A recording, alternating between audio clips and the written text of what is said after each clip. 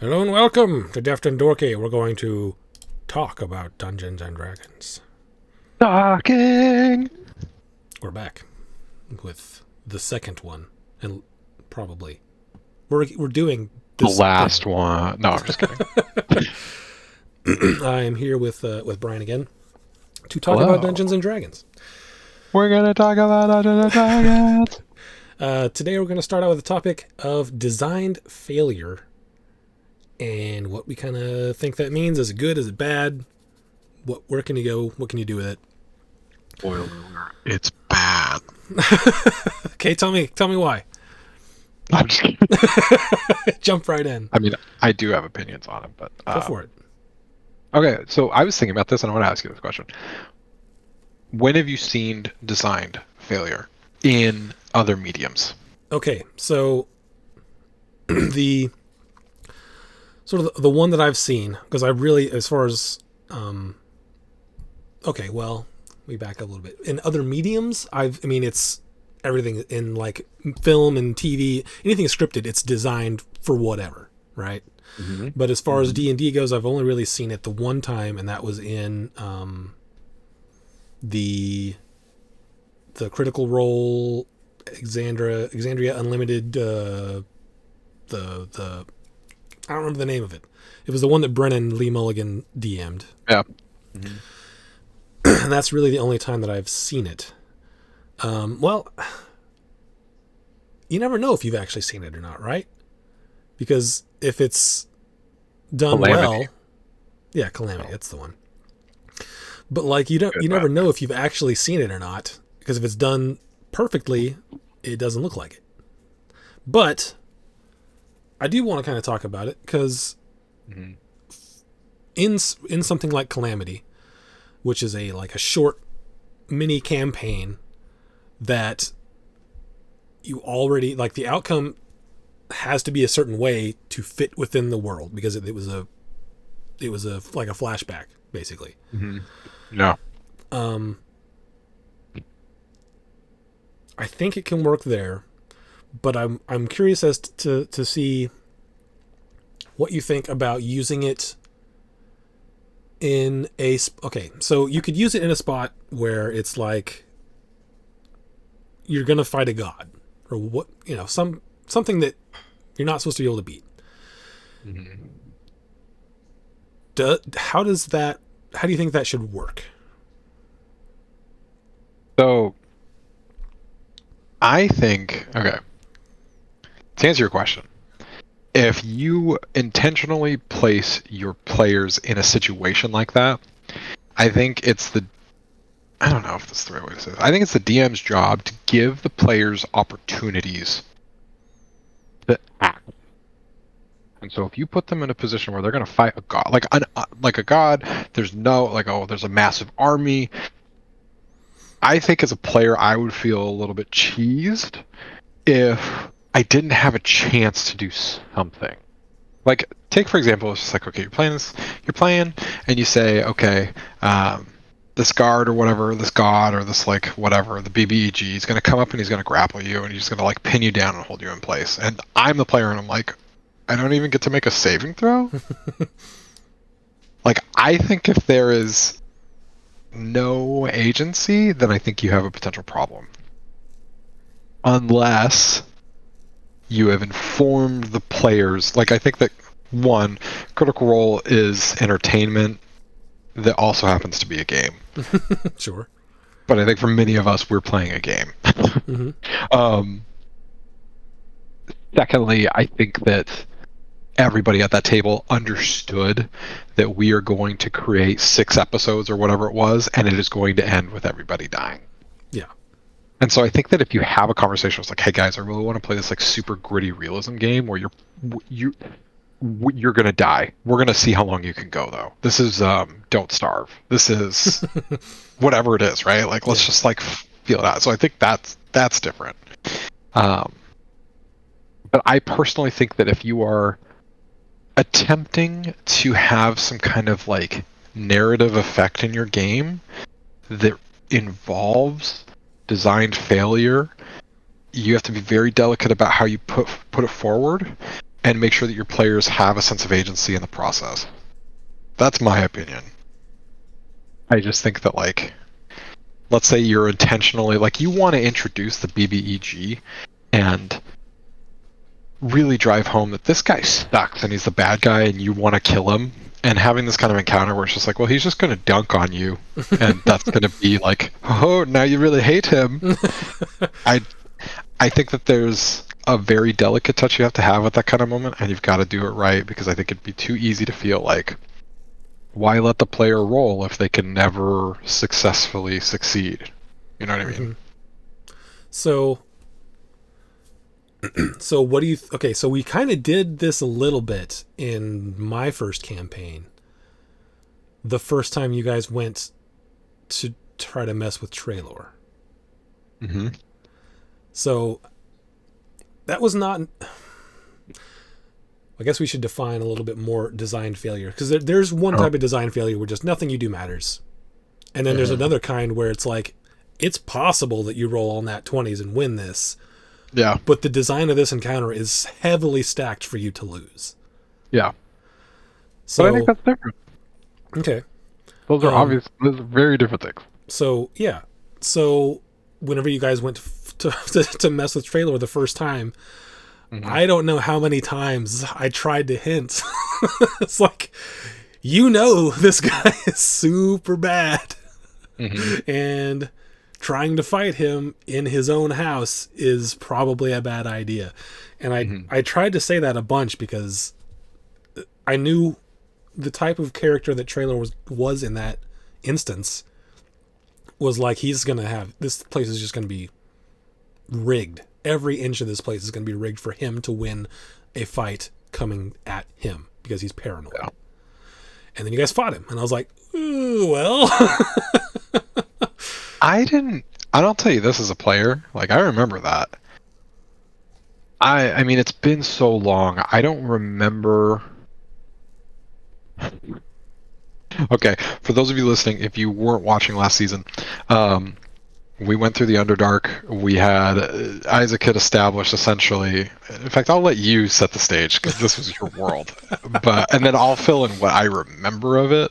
Okay. And by fill in, I mean like I'm going to tell you what I remember. You're gonna fill in. Okay. I'm gonna take holes out. Okay. Okay. So you guys had. So start at the beginning. The party found Brian's character Jace. Or no, it was Creed. Brian's character Creed, like down in a hole in a cave, where this group of people had left him to die, essentially, like trapped him there after in a time vortex or whatever. They find him, they set him free, and he's like, "Yeah, I was left here by these guys that are in the Underdark. They, drow dudes that are wizards and."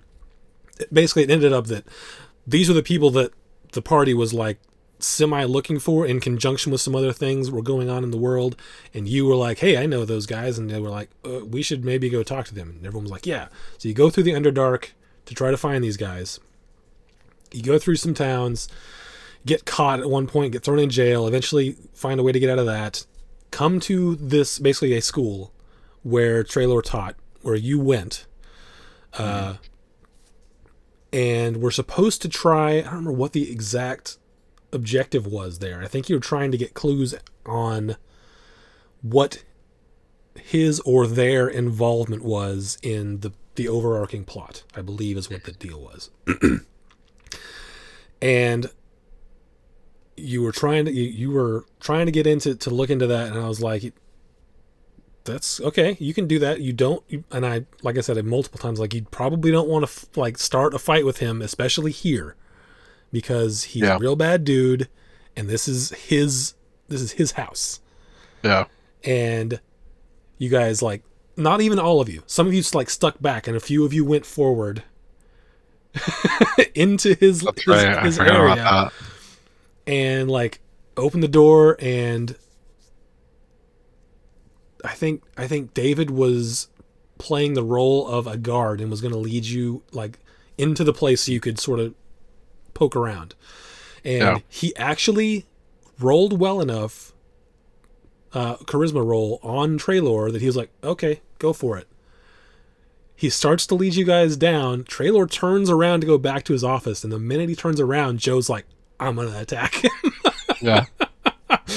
And so he like steps up, and Traylor turns around and like just moves his finger, and these symbols that are like in the floor start going off and stun you guys. Mm-hmm. And he's like, take him down to the thing. And then I think David was like, I'm some way or another. He figured out David was with them. Yeah. But you guys got stunned and taken down to, you got stunned and captured. He could have just wiped the floor with you, but he had no interest in doing that, especially since Creed was there and he knew him. Mm-hmm. So he took you guys down to the dungeon to see what was going on. This is So, the way I remember it. Yeah. Yeah. No, and that's like, here's player perspective. One, like, I'm going to acknowledge the fact that I had just started playing D&D in general. That's true. Like right before that. And in the campaign too. And so I very much was like, I had like a friend or a connection in this like awful Hogwarts scenario. Mm-hmm. So I felt driven to get back there. The other thing is that I felt like Traylor also, he represented both the bad guy, but also like he is my one ticket to figuring out what the heck happened to me kind of situation. Mm-hmm. I don't necessarily remember all of the forewarnings. Like, by the way, you guys are going to hang out with Voldemort, like, in his house.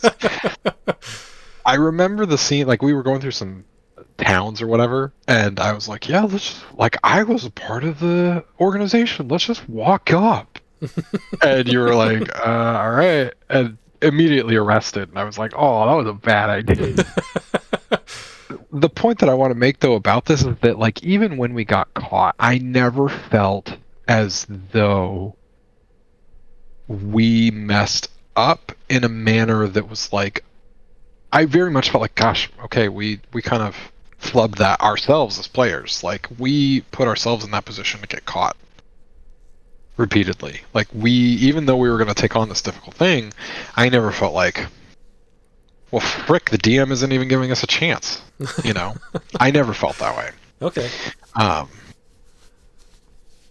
I mean, I think that as a DM, you probably have some context for like, oh man, they're going after my BBEG, even if they don't necessarily know that or whatever. Like, I've made this place really hard. They're marching right into a trap or whatever. But like, sometimes I don't know that your players know that, and I think sometimes players are just like, this is a thread. Let's pull on it. You know what I mean? Mm-hmm. And yeah. They may just be like, okay, I guess this is the direction that we're supposed to be going, you know? Like, let's scope this out. And That's how I felt. I remember, because you had talked about just going and like saying, I'm from here and all that. And I think that I tried to give you a subtle warning of like, yeah, you could probably get by here, but the Drow don't like outsiders. Right. And your crew does not look like Drow or Tieflings. Right. And So I remember that. I think that happened. Yeah. No, I think, like, for me, like, narrative failure, what are we calling it? Designed failure? Designed failure. Like, an example that I thought of, have you ever played Dark Souls? I have not. So there is a boss later in the game that is, you cannot beat. And the premise is you die, and death is a very integral part to that game. Like, you die a lot. Okay. And whenever you die, you're essentially, like, you are restored or resurrected, or like you come back to life at these like central save point kind of areas. But for the first time in that game, if you die to this boss, you are like resurrected at a different spot. Like, you're captured, essentially. Okay. And I think for a lot of DMs, this idea of design failure is used to do that, where it's just like, okay, this guy is a really big bad guy, or I want to capture them and create a scenario where they have to escape, right? You know, like, those feel like tropes that are common ones that are probably where DMs would be tempted to integrate or weave in design failure. Okay. I remember I played that game, and I knew that that was going to happen. I think if I hadn't known it, I would have been like, well, what the freak am I supposed to do? Like, I probably would have been like, because, like, you die pretty quick in that fight. Like, you go in, I mean, you die really quick in a lot of, like, boss fights until you, like, figure out the mechanics. Like, that's kind of the nature. For those of you that are, like, Souls Miyazaki fans, like, you get it. You die a lot until you figure it out. Unless you're good, get good. Haha, don't die a lot. I only, But in that instance, if I hadn't known that that was going to happen, I probably would have been a little bit like, freak, like, what am I supposed to do? Especially if the fight's long and drawn out, Yeah. So I think if you're going to implement some form of designed failure, I think doing it successfully involves player agency, some form of reward, and the reward could even be like you have discovered something new about the narrative that you're supposed to direct your be going in, or it should be over quickly. Like I'd feel bad if you had this oh man, turn 6, turn 7 of this long drawn out battle. Why won't this guy die?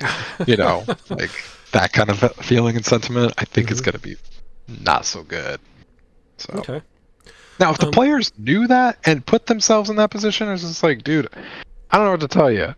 I told you guys, hey, you're level 4. That's a red dragon over in that hill. You sure you want to go there? Oh, it looks like he moved to the mountain. Are you really sure you want to go further in? There's 2 of them. There's 2 Don't do it. All right. Okay. All right. Yeah. Here you go. Some dice. And then, so... Okay. All right. So yeah, I think that's the closest I've come to design failure was the trailer thing. And it wasn't like if you had rolled really well, you could have maybe done something there, but no one rolled well enough on the opening thing. And I was like, well, this is over. Yeah.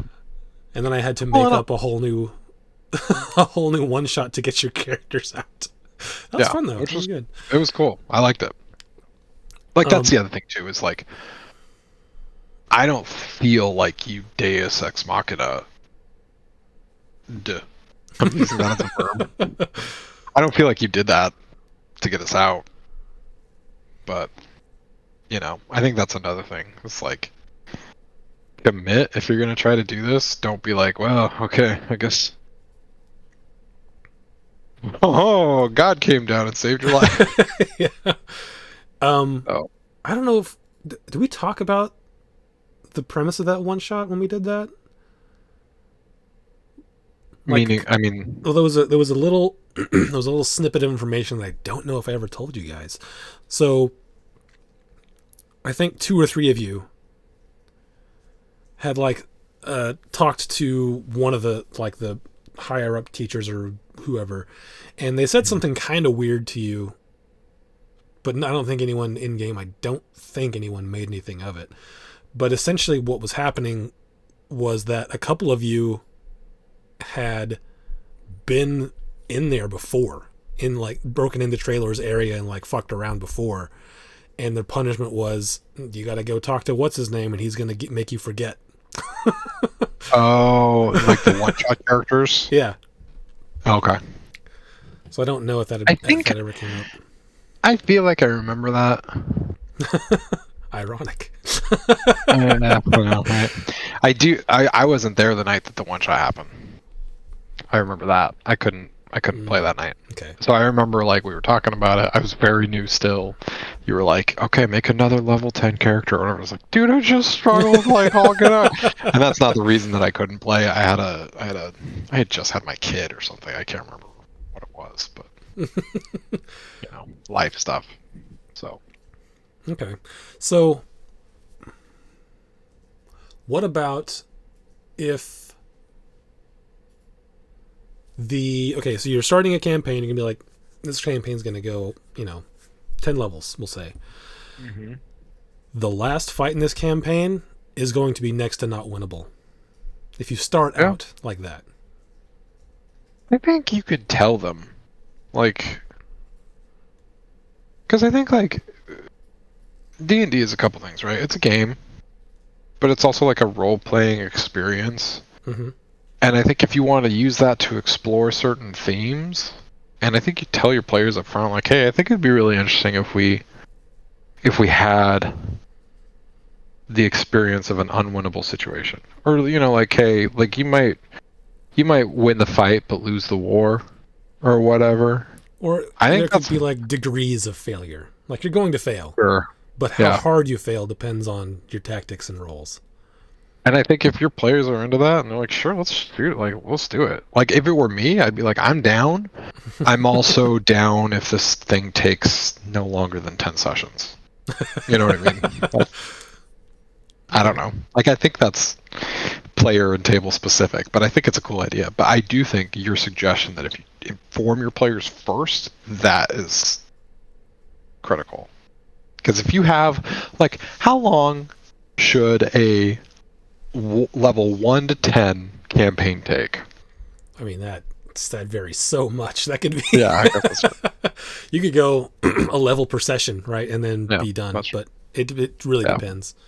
But I would say on average maybe 30 to 50 sessions. Yeah, that Roughly. feels good. At least So the I way think that I like, tend to run them. I don't know. yeah. Like, I'm running Curse of Strahd right now, and we played. I'm trying to think. We played at least 3, 4, maybe 4 or 5 times, and it ends at level 10. It can start at level 1, and I'm telling you right now, we're going to take that many sessions. So probably maybe more. Anywho, I think, I don't know. Maybe I'm wrong. But I think if you're committing to that, like I personally as a player, I would be like, wow, I don't know. I'd be like, hey DM, can you like give us a chance at a noble death? You know, like that was what was cool about a Calamity, was the fact that it was like, hey, their deaths served very important purposes and felt very meaningful. Mm-hmm. Spoiler if you haven't watched Calamity yet, they all die. Calamity was great. That's the only EXU that I've watched all the way through. I keep meaning to go back, but Yeah, I'd be interested to watch, because there's that one, and then Bria does one, right? yeah, the first EXU Abria did, and that actually has like characters that moved on to campaign 3. So I keep wanting to go back and watch it. I just never get around to it. Is it long? I think it's about as long as Calamity, Oh, because I've watched the first few, but I just stopped. I got busy doing something else. Yeah. Anyway. Okay, what about a designed? Okay, hang on. What about a designed failure, or that is? Well, I guess it would be more along the, such as getting into a coffin and being stabbed to death. Yeah. Okay, there you go. I ran this one shot with these guys. Isaac played with us. Because I think this is a good question. I'm genuinely interested to see what you think. Okay. I was very reticent to put that in. Okay. Because I designed this one shot. The premise of it is that there was this old organization that was intentionally trying to keep something hidden from vampire enemy types, right? So all of the puzzles and like encounters that I put into this dungeon were designed to thwart vampires specifically. So in one room there's like, you activate the puzzle and the room fills with sunlight or whatever. Like, there's running water for another one. And then this ultimate ending one is that you get into a coffin that has a stake. That if you close the lid, the stake would drive it through the heart of the individual that gets in the coffin. And that was I feel bad about this a little bit. Because that was the way through. Like, you had to do that kind of quote unquote leap of faith. And each player that hopped in took like an absurd amount of damage. Like, I think I rolled 8d10. You almost like literally killed me in one shot. Full Just dead, downed yeah. me, but actually killed me. And for those of you listening, I'm doing this here. The coffin did like an Elden Ring style, like took them to another place kind of thing. It floated down the stream and then down a waterfall, and they ended up in a pool of water in front of the main, like, final boss battle for the dungeon or whatever.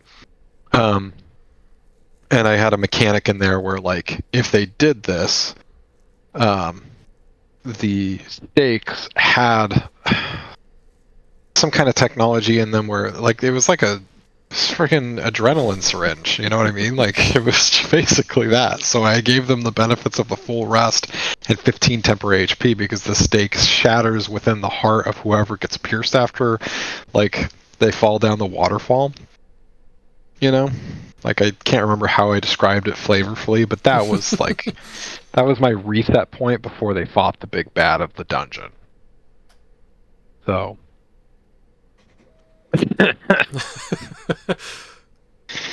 I felt like a bad DM because I feel like I limited the agency that my players had, but I kind of like the concept so much that I ran with it anyway. I have been in that very situation. Like, I can't remember an exact like example, but I know that feeling. And let me first say that I enjoyed the whole thing. That was fine. It was great. The trick, though, I think, to doing that kind of thing is to disguise it as though it's not the thing you're supposed to do, which is very hard to do. But, like... So, I mean, I'm only picking this apart because this is the example we're on, so don't take this personally. I enjoyed it. I am genuinely interested in what you're saying. Sorry, I'm pouring myself a drink, so if I looked intense for a second, it's because I'm watching this glass get really full. And I don't know how this would work, but, like, if you can have us enter that room, mm-hmm. and then you, like, describe the room, there's all these coffins, and then the first sort of thing that you describe to us, like the last thing that you would describe to us within the first paragraph that makes us sort of end on that note is, and there's a grate over on the other side that mm-hmm. water's going through. Yeah.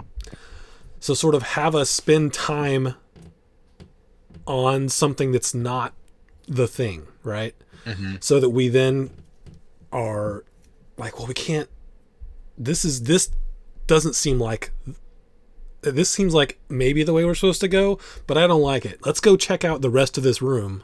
Yeah. And then sort of have it, you got to try to play those tricks on your players to make it seem like it's their idea to go and do this other thing that, of course, was the only way the whole time, which is hard to do. It's very hard to do. Well, and I, like, looking back, like, if I were to redesign some of it, like, I kind of like the rule of 3, like, where you're just like, okay, with that encounter, there's going to be 3 potential solutions out. Mm-hmm.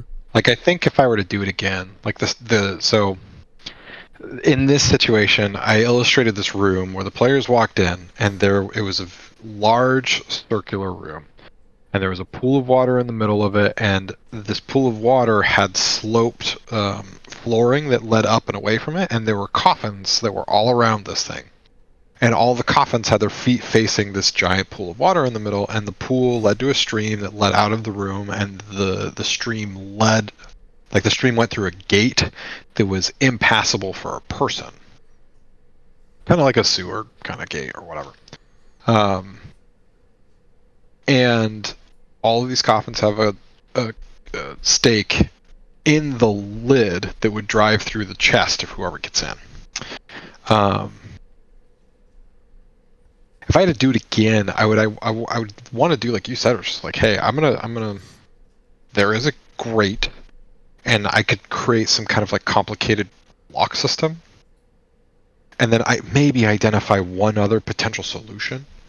But then if they take like I did have, so throughout this dungeon there was like illusory script that spoke to your guys' mind from like the organization that had developed this. Essentially it was a vault that they used to lock away some old evil power.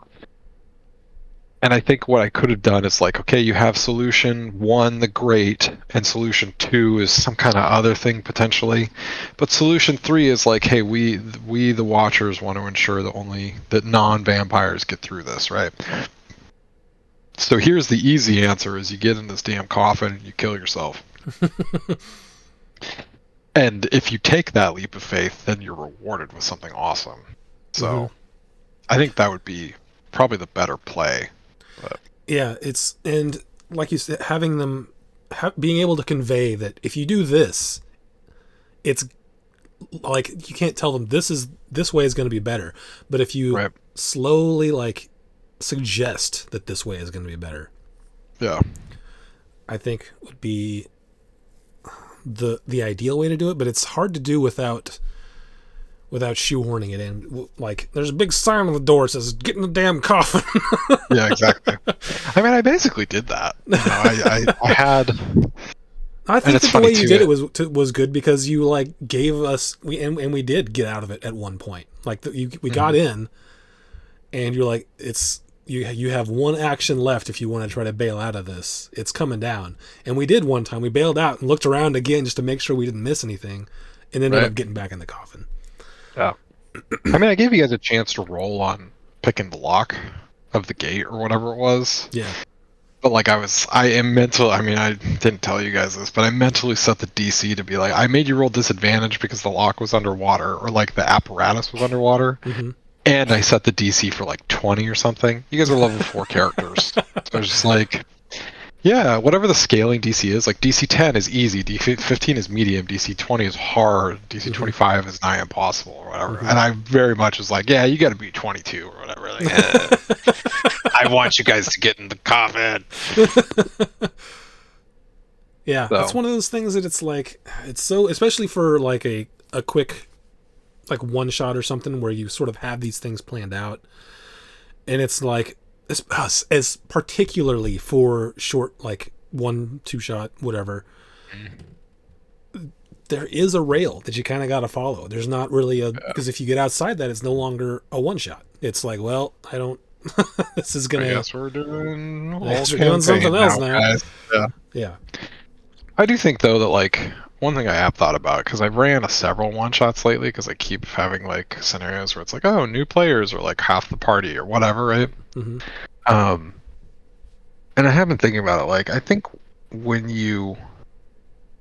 there's like the cycle, like player agency, consequence, or like what is it? Agency, roll, consequence, agency. Like, it's like they choose, they get to roll a dice, and then something happens, and they have to deal with that, and then they get to roll a dice. And so I've been thinking about that a lot. It's like, for example, in that particular instance, like, I wanted to have like a funnel of sorts where it's like I give you a very specific entrant. Like at the top, it's just like, well, here's the stuff that's going on. And you choose into this, and the further you get into this, like eventually if you walk into that dungeon, like, hey, you're doing the dungeon. Like, you know what I mean? Like, yeah. The door's closed behind you. There is only one way. Like, a huge part of agency is consequence. You had your agency, and now it's time for consequence. Like, I don't know. I think that's probably fair to say. And then you got to give them a chance to like make choices with their consequences too. Yeah. It's very, very tough to balance all that, and like that's what DMs do, is to try to keep all the plates spinning, right? Yeah. Totally. So especially whenever you go, if you use your agency to such a degree that you have gone well outside the confines of what is expected or prepared by the DM, that's when those consequences start to be much more harsh. It's like, I don't know what you're doing, but you have been warned. Yeah. Well, yeah, and I think that's, like players, if they do, because that's in that earlier instance, for example, let's see, you've got my level 5 party and they really want to fight a dragon, and like, I think it cheapens the experience if you make the dragon like, well, okay, fine, I'm gonna dumb this thing down enough that you guys can kill it and get whatever you want out of it. Congratulations. Yeah, absolutely. Like, if there's no consequence, then there's no reward. Yeah, totally. Now, I mean, I don't know. This all is different depending on who you're playing with and your table of people. Like, I'm running a one shot tomorrow night for my brother and his 3 children. So it's like, okay, I'm going to be playing with the 10-year-olds. So the gloves are on. Oh no, you fell in the chocolate river. Yeah, exactly. But nothing bad happened. So, yeah. Design failure, man. Yeah. Honestly, when you initially pitched this topic and we were talking about it, I very much in my head had envisioned like those scenarios where my story is more important than player agency or whatever. In fact, I've been watching here. I gotta look this guy up real quick. There's this. There's a billion D&D YouTubers, but there's this guy. I think his name is. He goes by Deficient DM. Let me see if I can find this in my history. And he kind of created like a tier list of like things that are important to DMs. And he's like, here's my tier list. And he put at the top, player agency is number 1. And he's like, a lot of DMs, their tier list might look like something like this. And it's just like world building or like exploration or narrative. Mm-hmm. And so when I first thought about the topic, I really kind of thought like, dude, I think that is in my definition. If I were to tell you like, this is what I think that design failure is where you're like prioritizing whatever it is on your tier list over player agency. Because I envisioned all these scenarios where you're just like, I want them to meet the big bad and I want them to hate him, so they're going to have an unwinnable fight, or I want to like run like a jail of like break scenario, like I need to get them caught, and I think if that's your attitude, I would argue you're doing it wrong. So yeah. And so I think like the best sort of D&D tables is where the DM is looking out for player agency and the players are looking out for what the DM is trying to give them. Right? So it's a symbiotic relationship. You can't have your players always looking to break the game, because that's also no fun. It's like just finding the right table. It's getting everything to sort of gel. Yeah, I agree. I mean, I think that like D&D is a very collaborative experience. Mm-hmm. But if you're not all on the same page and you're not playing together, I think that, like if you want to break the game, there's tables out there that do that. Like, yeah, let's roll dice and get real crunchy about it, and like let's play test this awesome thing that I found. Like, that's cool.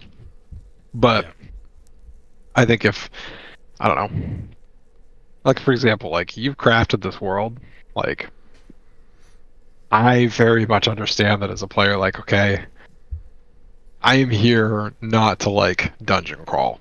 That's not this table.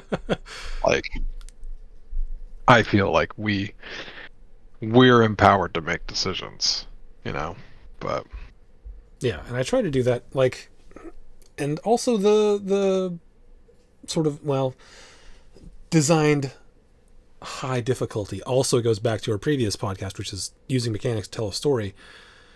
If you design an encounter that's not supposed to be beatable, I feel like you should still write out the mechanics, so that if your players come up with some creative solutions around them, it's not just like, oh, he shuts that down.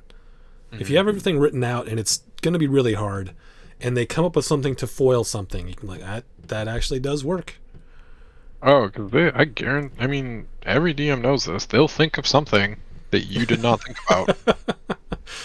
Like this one shot, though, I ran for you guys the other night. Like, I was like, oh, man, if they ask this question, I better have an answer for it. And it was super minute detail. It was like, oh, yeah, that doesn't make sense. And then Morgan, my wife, she mentioned something, and I was just like, oh my gosh, I didn't even think about this, and I've been saying it like throughout the entire freaking night. Frick. Okay, yeah. Let's figure this out, because that is legit and valid, and you deserve to be able to play through that. You know what I mean? Like, I think that's a great point, because like if you come, I mean, that's what you want, right? Like you want, like, okay, hey, sick. That was cool. Like, I want to reward you for coming up with a cool idea. Like, Yeah. I don't know. Like, that's like I haven't done this yet. I'm afraid to do it, but as a DM, it's something that I want to be better at. I want to create encounters and situations, not plot hooks and narratives. And like I think there's a difference there. Like, and I want to the biggest reason that I think that's hard to do is that, like, the potential for putting something together that they don't even touch is high. Oh, I know all about that.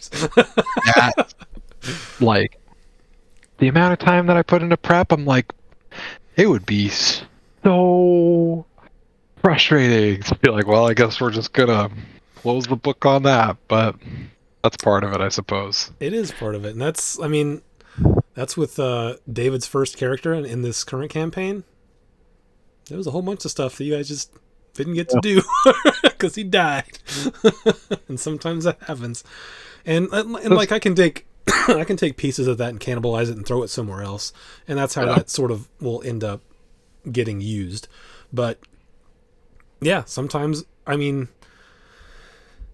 especially at the beginning of a campaign. So campaign 1, I spent just essentially 100% of my brain power prepping for possibilities that could happen in campaign 1. And it was exhausting.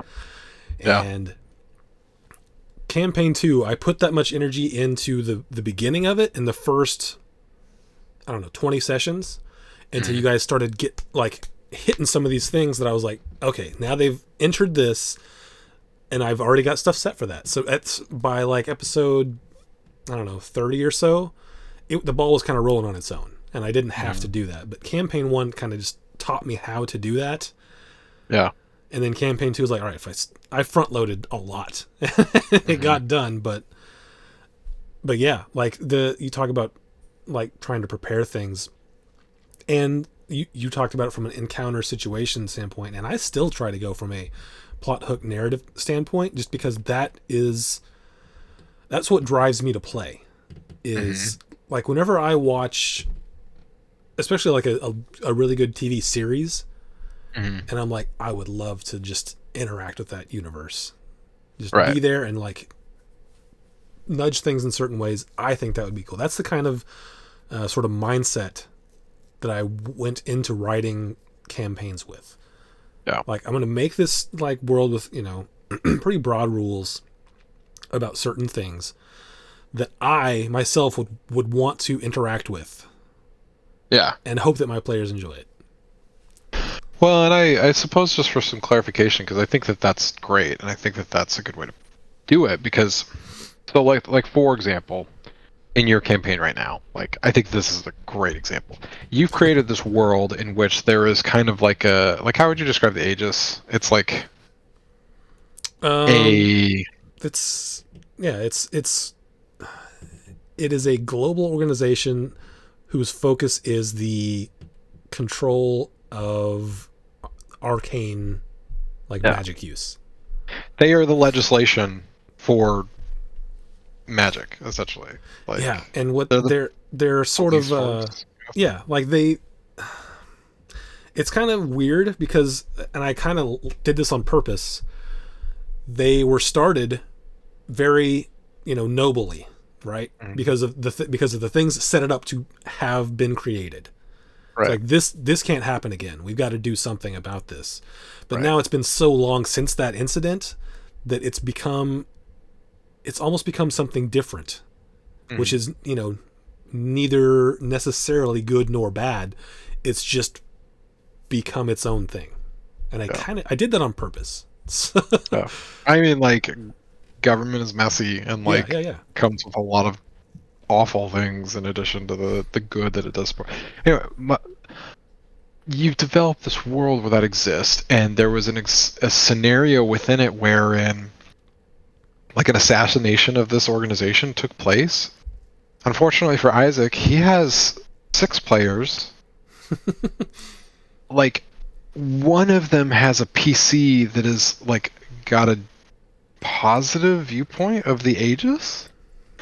Like you've got two PCs that were like, this organization is directly responsible for the death of my family, and I have like my PC has actively spent his entire life like undermining some of the laws within it. And like this, like it was interesting because it's like, okay, you made this world, you made this event happen, and we kind of walked away from it being like, oh, boo-hoo, none of us are super sad for this, like, high-ranking government official that we all hate anyway that died. Let's go over there and do that thing. You know, like, I think that, like, I think the way to do, you know, how do I say this? Like, there is an ongoing story in this world, but how we affect it could be, like, I've thought about our campaign, and, like, I kind of want to talk to the other players about it and just be like, we gotta have a powwow.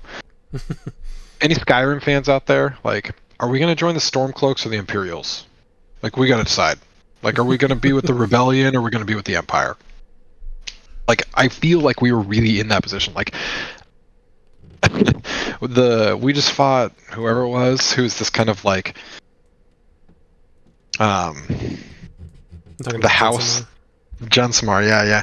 This guy is like leading this kind of like insurrection from within, and we get the vibe that like, well, bad dude, but at the same time we're kind of like, maybe we should tear down the government. Like, I think that you've developed a world in which if we chose to like join this movement, we got a new campaign, ladies and gentlemen, because we are going to tear down the government.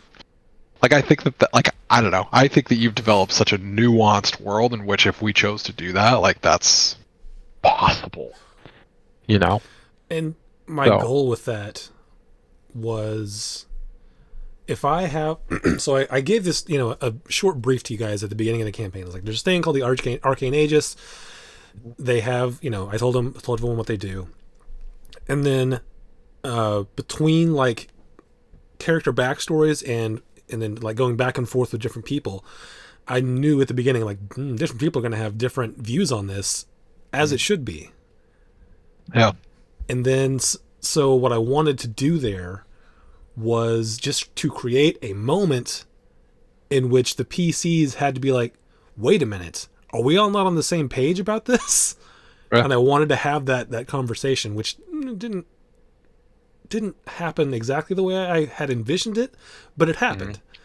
So, well, it's tough because I think that for many of us, like, I remember watching Cowboy Bebop for the first time. It's been out for a really long time. It's an anime, and the main character dies. Sorry if that's a spoiler, but it's been out for literally over a couple decades, I think.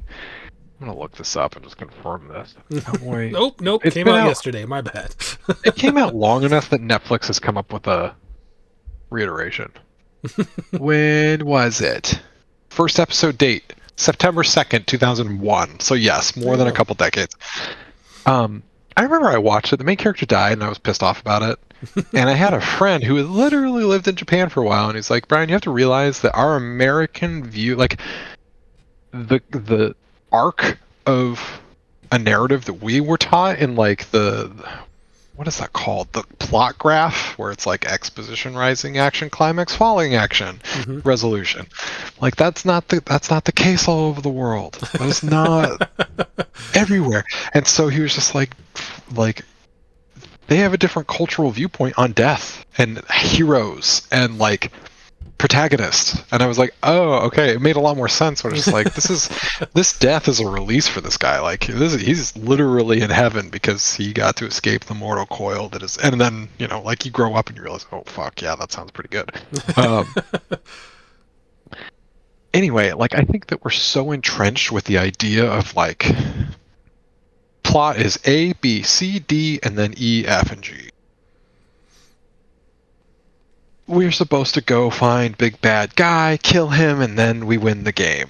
And like, I really do think that like this campaign in particular, you've developed this world in which like, I think it's going to come to a head where it's like, okay, we got to sit down and talk. Like, what do we want to do?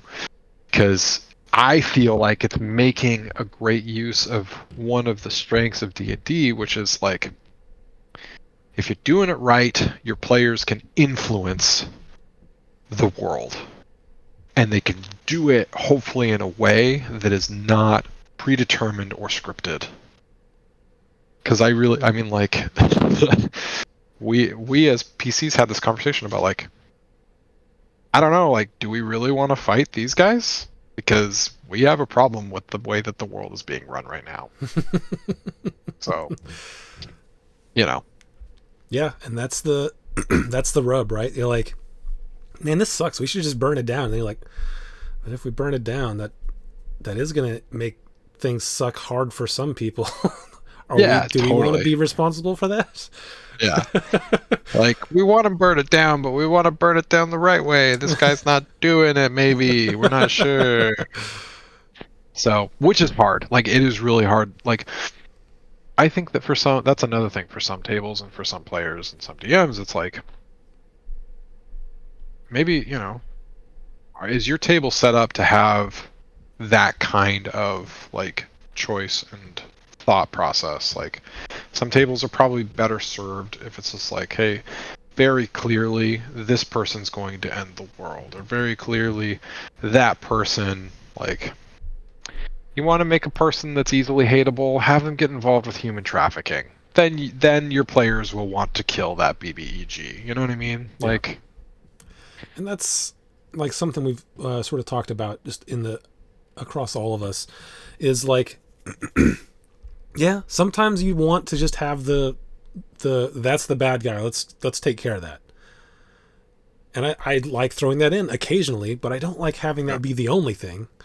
Right. Because then it's not, I don't know, it's not as interesting for me as if as when there are things that are like, oh, this is, this has both good and bad qualities. Yeah. And this has both good and bad qualities, and they are opposed. Right. And I like the idea of weighing that sort of information. Right.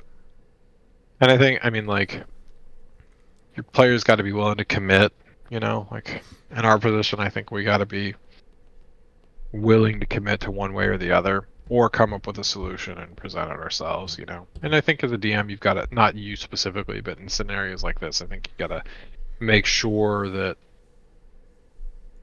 I don't know, you got to check in with your players and make sure it's the story that they want to be a part of as well, Mm-hmm.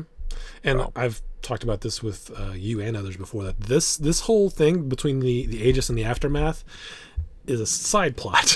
It's not even the main thing that's happening. Yeah. That's just a thing that when I came up with the idea of the Aegis, was like, to make it more real, I was like, well, there would probably be some people that don't like this. Yeah. Well, you and I should talk more, because I was like, oh, I feel like that was the main plot. That was a side plot that I didn't know if you guys would jump on or not, but I put it out there.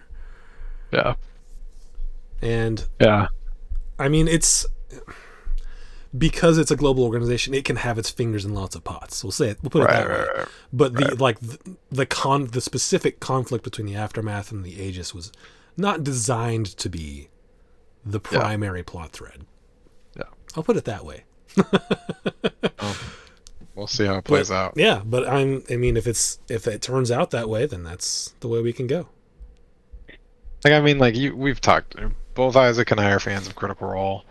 It's interesting because I feel like, for example, Campaign 2, if any of you have seen it, I look back and I feel like that ended in a way that I certainly did not expect, because of the choices that the players made. Like, I feel like the final arc of that campaign was not the arc that I expected, given the fact that they were embroiled in war, like, almost, I don't know, what would you say, like 2/3 of that campaign is them dealing with the fact that they are, in a world that's embroiled in war, and then the last, like, quarter of it or whatever is like, oh, we're pivoting entirely to this new cosmic BBEG that kind of wasn't even on the radar for most of it, And I think part of it is because, like, these players successfully navigated, like, a ceasefire between these two nations maybe faster than I don't know, faster than I expected. I don't know about Matt, but like, I kind of expected the culmination of this campaign would be the resolution of that war. So Yeah. And it's like, at some point, it gets a little weird in situations like this, because how much can a group of adventurers do on a global political scale? Like, at some point, the leaders of these places have to have more input than some group of adventurers, right? right, yeah, for sure. I mean, like, So yeah, it's kind of, I feel like that's kind of where it had to go. Like, yeah, once you get to a certain point, it's like, okay, now you guys lead your peoples. right. Like, unless your PCs have literal like governing power or whatever. Yeah, or they choose to ensorcel government Yeah, leaders or something. yeah.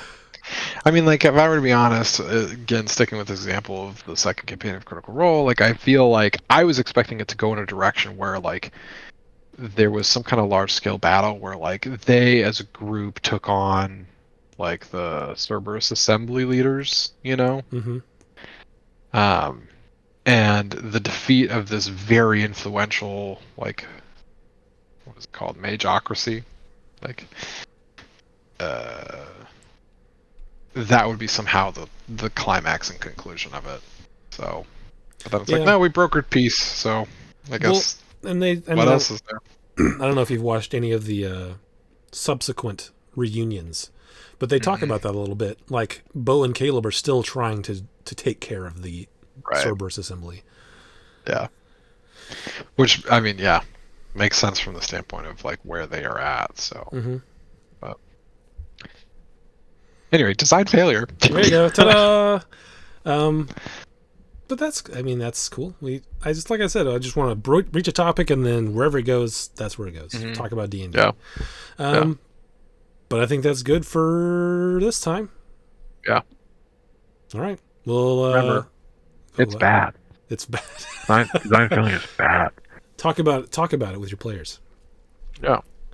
That's the solution to every D&D problem. It really is. But that's it for this one. Well, thanks for watching. Thanks for chatting with me, Brian, and we'll hopefully see you next time. Bye. Bye.